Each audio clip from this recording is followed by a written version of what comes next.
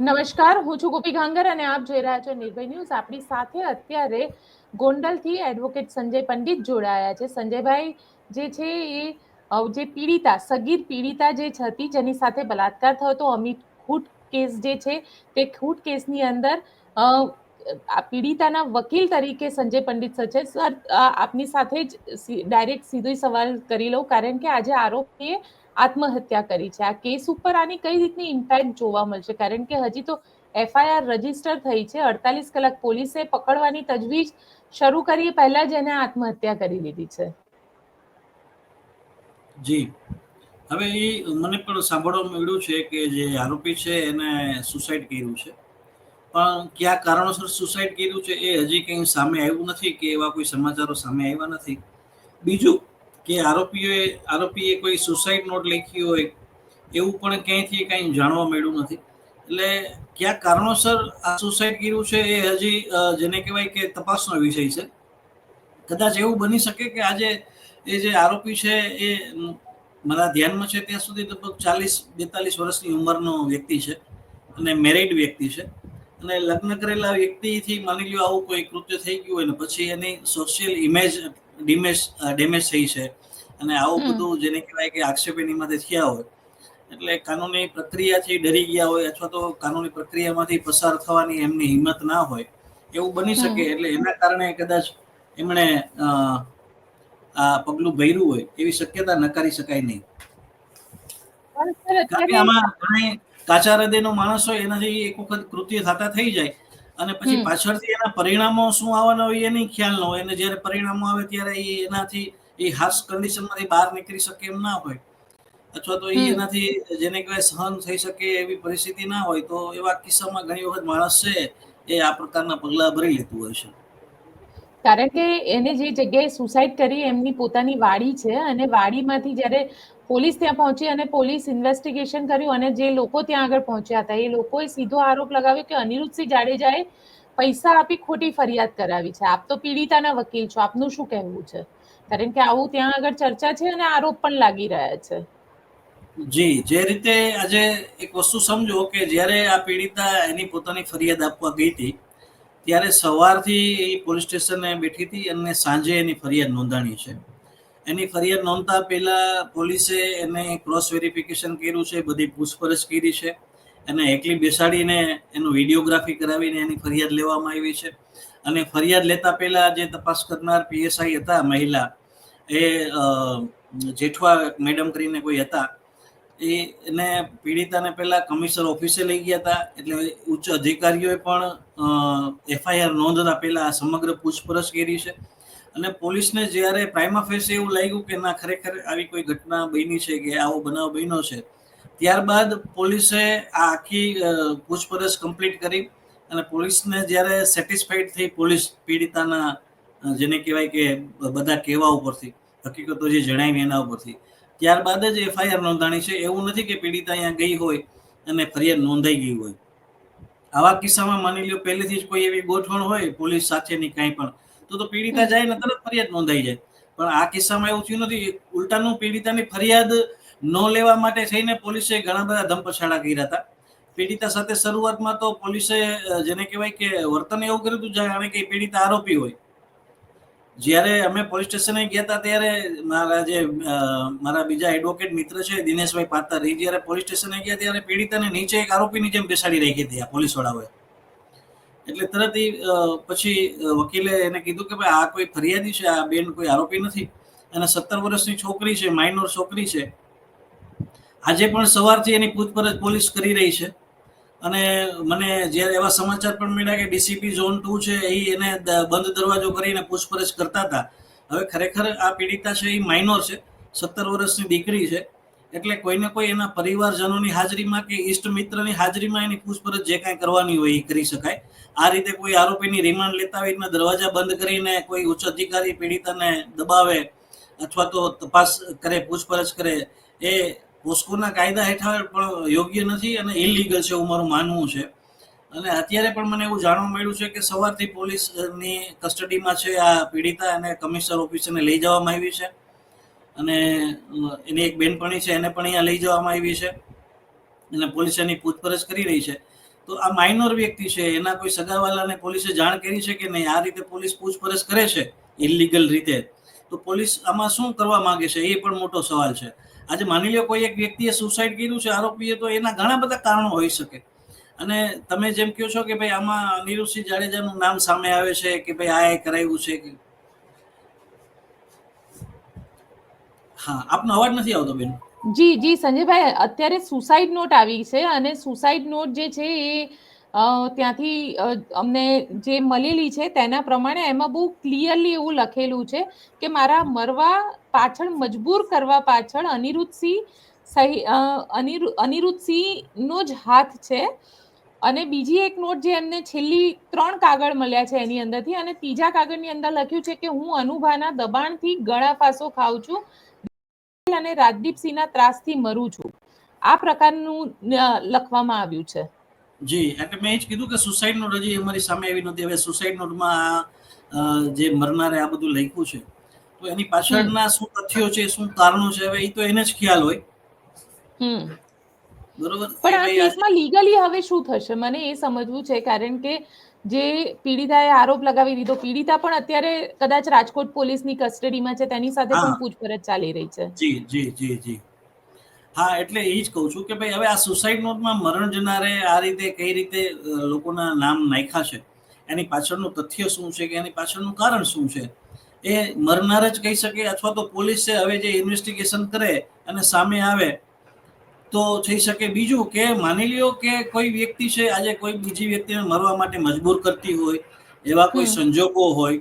આજે માની લો હું એક તમને એક્ઝામ્પલ આપું કાયદાની દ્રષ્ટિએ, કે મને કોઈ વ્યક્તિનું દબાણ છે અથવા મને કોઈ વ્યક્તિ મરવા માટે મજબૂર કરે છે, એવા સંજોગો સર્જે છે અથવા તો ક્રિએટ કરે છે, તો સૌપ્રથમ મારે તો પોલીસ ફરિયાદ કરવી જોઈએ, પોલીસમાં એવી કોઈ અરજી આપવી જોઈએ કે આ લોકો મને આ રીતે મેન્ટલી હેરેસમેન્ટ કરે છે અને હવે મારાથી સહન નથી થતું, આનો કંઈક રસ્તો કરો. કોઈ લીગલ રેમેડી અગાઉ આ મરણ જનાર જે છે અમિતભાઈ, સ્વર્ગસ્થ અમિતભાઈ, એને આવી કોઈ પોલીસમાં અગાઉ અરજી આપી હતી કે નહીં, એ મોટો પ્રશ્ન છે. કે ખરેખર જો અનિરુદ્ધસિંહ જાડેજા છે કે રાજદીપસિંહ જાડેજા છે અથવા તો કોઈ રીતિ નામની છોકરી છે જે એને નામ લખ્યું છે સુસાઇડ નોટમાં, તો આવી વ્યક્તિઓ એને સુસાઇડ કરવા માટે પ્રેરે છે કે એવા સંજોગો નિર્મિત કરે છે, એવી કોઈ પોલીસમાં અગાઉ અરજી આપી હતી, એવી કોઈ પોલીસમાં ફરિયાદ આપી હતી આ લોકો વિરુદ્ધ? એવું તો શું એલાર્મિંગ સ્ટેજ આવી ગયું કે એને આવું પગલું ભરવું પડ્યું? અને એ ક્યારે કે જ્યારે એના વિરુદ્ધ ફરિયાદ થઈ છે એના પછી,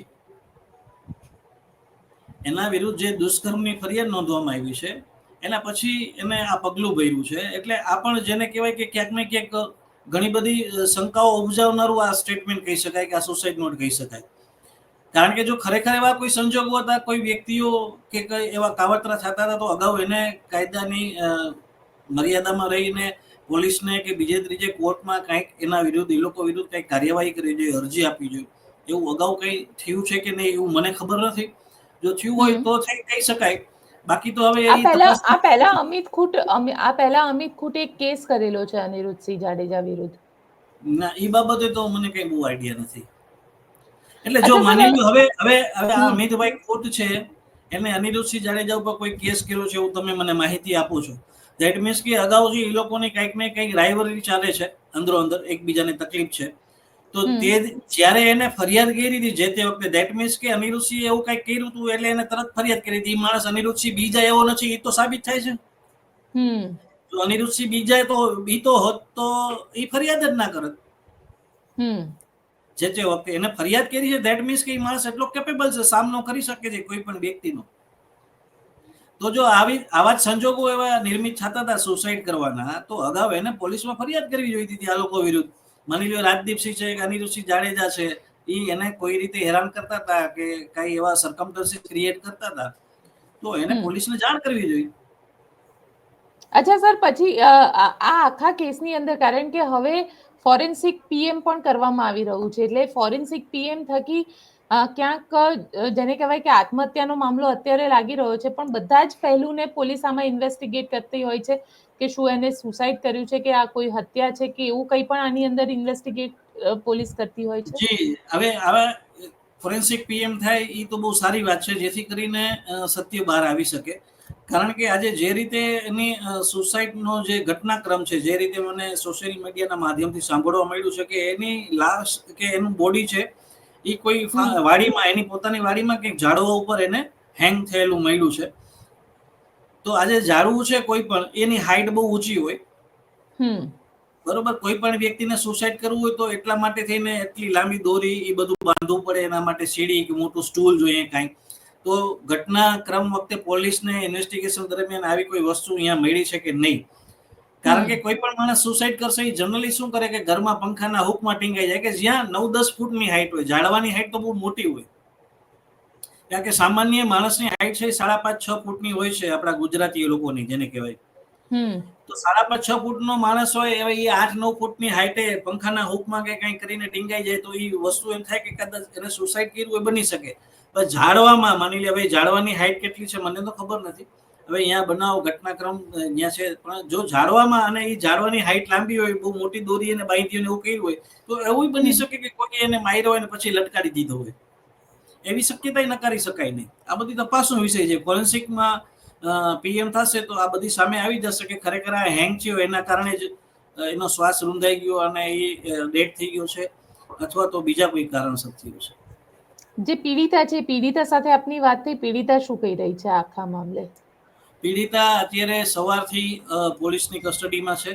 પોલીસે સવારથી એમને બોલાવી લીધા છે. પીડિતાની એક બેનપણી છે, એ અમારા જેને કહેવાય સંપર્કમાં છે. એટલે પહેલા શરૂઆતમાં એવું કીધું કે ભાઈ તમને હોસ્પિટલે મેડિકલમાં સોનોગ્રાફી કરાવવા લઈ જવાના છે. પછી એ પીડિતાની બેનપણીએ મને એવું કીધું કે સાહેબ છે એ દરવાજો બંધ કરી અને પૂછપરછ કરે છે. મેં તમને એટલે જ કીધું ને કે 17 વર્ષની માઇનોર દીકરી છે, એને કોઈ અધિકારી બાયણા બંધ કરીને પૂછપરછ કેવી રીતના કરી શકે?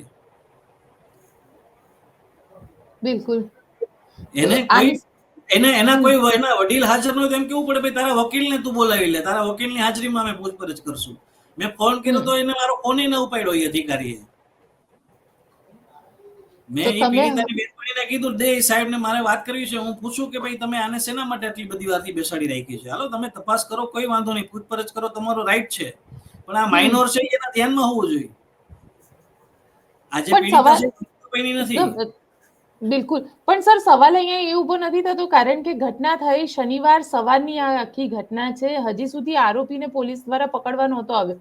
લગભગ 48 કલાકનો સમય, કદાચ કહી શકાય કે 48 કલાક જેટલો સમય વીતી ચૂક્યો તો આરોપીને પકડવામાં નહોતો આવ્યો. એટલે ક્યાંક પોલીસ શા માટે આરોપીને નહોતી પકડતી? આજે એને રીબડામાં સુસાઇડ કર્યો છે, ધેટ મીન્સ કે આરોપી છે એ અહીંયા સૌરાષ્ટ્રના નેટવર્કમાં એરિયામાં હતો, અહીંયા પોલીસની નજીકના નેટવર્ક એરિયામાં હતો. તો પોલીસે આરોપીને ઝડપી લેવો જોઈએ તો કદાચ આરોપી બચી જાય અને જે સત્ય હકીકત છે એ સામે આવે. એટલે ક્યાંક પ્રેશરમાં પણ પોલીસ કામ કરી રહી છે. મે બી બની શકે, કારણ કે મને એવું જાણવા મળ્યું હતું અને સોશિયલ મીડિયાના માધ્યમથી અમુક ફોટોગ્રાફ્સ મેં જોયા હતા. તો એમાં જે પૂર્વ ધારાસભ્ય છે જયરાજસિંહ જાડેજા, એની સંપર્કમાં આરોપી હતો અને એના નિકટવર્તી એના સંબંધો એની સાથે છે. એટલે આજે પણ જયરાજસિંહ જાડેજા ત્યાં પહોંચ્યા છે અને જયરાજસિંહ જાડેજાની સાથે ગણેશ ગુંડલ પણ ત્યાં પહોંચ્યા છે. ફોરેન્સિક પીએમ થઈ રહ્યું છે, ત્યાં પણ છે. નજીકનો માણસ હતો અને નજીકનો માણસ હોવાથી એ કદાચ ક્યાંક ને ક્યાંક પોલીસ છે એ ઢીલી નીતિ અપનાવતી હોય એવું બની શકે. અને અત્યારે એવું બની શકે કે ભાઈ હવે આ તો સુસાઇડ કરી લીધું, જે કઈ કારણોસર કર્યું હોય, અને જેને કહેવાય ને કે ભાઈ બેતી ગંગામાં બધા હાથ ધોઈ લે, તો કે ભાઈ જાડેજા આવું કર્યું, અનિરુસિંહ આવું કર્યું, રાજદીપસિંહ આવું કર્યું, તો કે ભાઈ પેલા અગાઉ કઈ ફરિયાદ કરી હતી એને એકે વખત આ છોકરાએ, જે અમિત ગુજરી ગયો સુસાઇડ કરીને, તો એને આવું કોઈ પોલીસને કોઈ અરજી કે નિવેદન કે આપેલું છે કે ભાઈ અનિરુસિંહ જાડેજા મને આવો ત્રાસ આપે છે કે રાજદીપસિંહ મને આવો ત્રાસ આપે છે? બન્યું હોય કે એને કઈ પોલીસ ફરિયાદ કે અરજી આપી હોય તો થઈ શકે. હવે એને તમે જ કહો છો કે અગાઉ એને આ લોકો વિરુદ્ધ ફરિયાદ કરેલી છે, તો હવે એને સુસાઇડ નોટમાં આ લોકોનું નામ ક્યાં કારણસર લખ્યું એ તપાસનો વિષય છે.